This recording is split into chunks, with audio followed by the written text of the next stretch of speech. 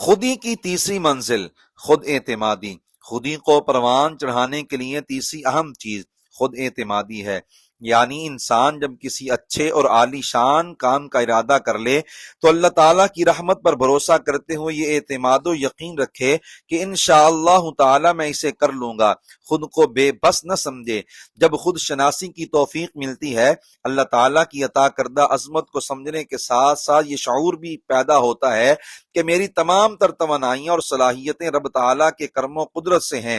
میں بھی اسی کی قدرت سے ہوں اور میری ہر صلاحیت بھی اسی کے کرم سے ہے۔ تو انسان میں بڑے بڑے کام کرنے کا حوصلہ پیدا ہو جاتا ہے، کیونکہ اس کا نظریہ ہوتا ہے کہ میں نے تو نہیں کرنا، اللہ تعالیٰ نے کروانا ہے، اس کے لیے کچھ بھی مشکل یا ناممکن نہیں، اگر میں اپنی طاقت کے مطابق کوشش کروں تو وہ مجھ سے کروا لے گا۔ ارشاد ربانی ہے وَشَاوِرْهُمْ فِي الْأَمْرِ فَإِذَا عَزَمْتَ فَتَوَكَّلْ عَلَى اللَّهِ إِنَّ اللَّهَ يُحِبُّ الْمُتَوَكِّلِينَ، یعنی اے حبیب اہم کاموں میں اپنے صحابہ کے ساتھ مشورہ کیجیے، پھر جب کسی بات کا پختہ ارادہ کر لیں تو اللہ پر بھروسہ کیجیے، بے شک اللہ توکل کرنے والوں سے محبت فرماتا ہے۔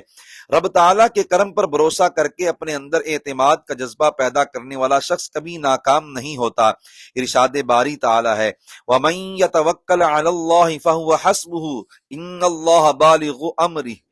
اور جو اللہ تعالیٰ پر بھروسہ کرے تو وہ اسے یعنی دونوں جہان میں کافی ہے، بے شک اللہ اپنا کام پورا کرنے والا ہے، یعنی اس کے ارادے کے سامنے کوئی چیز رکاوٹ نہیں۔ افسوس ہمارے دور میں خود کو دانشور کہلوانے والے نوجوانوں کو خود اعتمادی اور بڑے کام کرنے کا شعور ہی نہیں دیتے۔